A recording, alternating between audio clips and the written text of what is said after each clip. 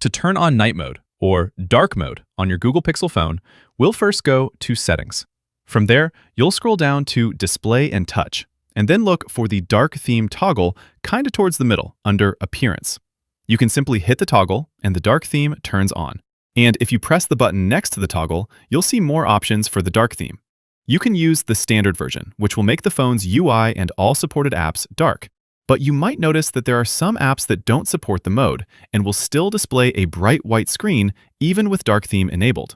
The expanded option can help with that because it applies the dark theme to most apps that don't support it. It's pretty cool that the phone can do this to apps that don't support dark theme, but just be aware that because the app wasn't designed for the darker colors, some elements might become hard to see or navigate, but of course, depends on the apps you're using. You can also schedule the dark theme to turn on automatically, either at a custom time or from sunset to sunrise.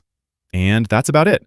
I love using this because it's easy on the eyes, and it also actually reduces battery drain because displaying everything with a dark background consumes less power than using the bright white screen. Anyways, click that like button if this helped, subscribe for more, and I'll see you next time.